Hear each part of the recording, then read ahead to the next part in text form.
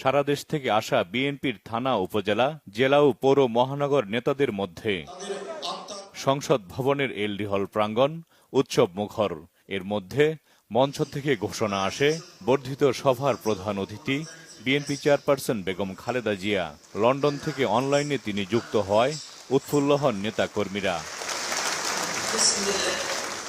সভার শুরুতেই গত ১৬ বছর এবং জুলাই অভ্যুত্থানে আহত নিহতদের স্মরণ করে দীর্ঘ সময় পর ফ্যাসিস্ট মুক্ত বাংলাদেশে সবাই এক হওয়ায় শুকরিয়া জানান।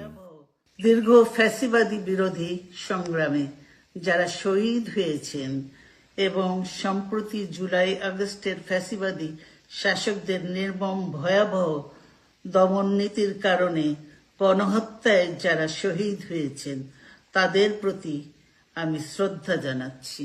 যারা আহত হয়েছেন তাদের প্রতি জানাচ্ছি আন্তরিক সমবেদনা। আমি চিকিৎসার কারণে যুক্তরাজ্যে অবস্থান করলেও আমি সব সময় আপনাদের পাশেই আছি। দীর্ঘ 15 বছর গণতন্ত্রের জন্য, আমার মুক্তির জন্য আপনারা যে নিরন্তর সংগ্রাম করেছেন এবং আমাদের অসংখ্য সহকর্মী প্রাণ দিয়েছেন, জুলুম নির্যাতনের শিকার হয়েছেন এবং প্রায় ১.৫ লক্ষ মিথ্যা মামলায় জর্জরিত হয়েছে, এখন আদালতের বারান্দায় ন্যায় বিচারের জন্য ঘুরে বেড়াচ্ছেন।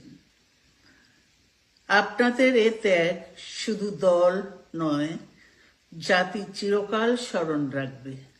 সকলে মিলে গণতান্ত্রিক বাসযোগ্য উন্নত বাংলাদেশ গড়ার আহ্বান জানান বিএনপি চেয়ারপারসন বেগম খালেদা জিয়া। দেশ আজ এক সংকটময় সময় অতিক্রম করছে। আপনাদের এবং ছাত্রদের সমন্বিত আন্দোলনের ফলে ফ্যাসিস্ট শাসকেরা বিদায় নিয়েছে। একটা অন্তর্বর্তীকালীন সরকার গঠিত হয়েছে। তাদের কাছে জনগণের প্রত্যাশা, রাষ্ট্র মেরামতের ন্যূনতম সংস্কার দ্রুত সম্পন্ন করে গণতান্ত্রিক ব্যবস্থায় ফিরে যাওয়ার জন্য সকলের কাছে গ্রহণযোগ্য একটি নির্বাচন অনুষ্ঠান সম্পন্ন করা। সংকট উত্তরণে দ্রুত নির্বাচন দেওয়ার আহ্বান জানান বিএনপি চেয়ারপারসন। আমি বিশ্বাস করি আপনারা শহীদ প্রেসিডেন্ট জিয়াউর রহমানের আদর্শে আরো উজ্জীবিত হয়ে আগামী নির্বাচনে সাফল্যের জন্য ঐক্যবদ্ধভাবে কাজ করবেন। এমন কোনো কাজ করবেন না যাতে আপনাদের এত দিনকার সংগ্রাম, আত্মত্যাগ বিফলে যায়।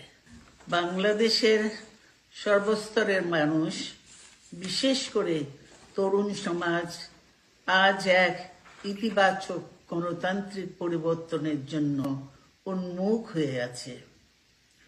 ক্ষুদ্র ক্ষুদ্র সংকীর্ণতা ভুলে দেশ ও জাতির বৃহত্তর স্বার্থে আমাদের কাজ করতে হবে।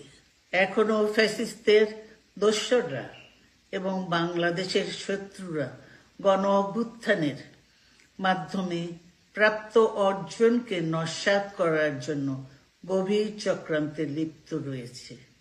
ইস্পাত কঠিন ঐক্যের মাধ্যমে জনগণকে সঙ্গে নিয়ে এবং চক্রান্তকে ব্যর্থ করে দিতে হবে।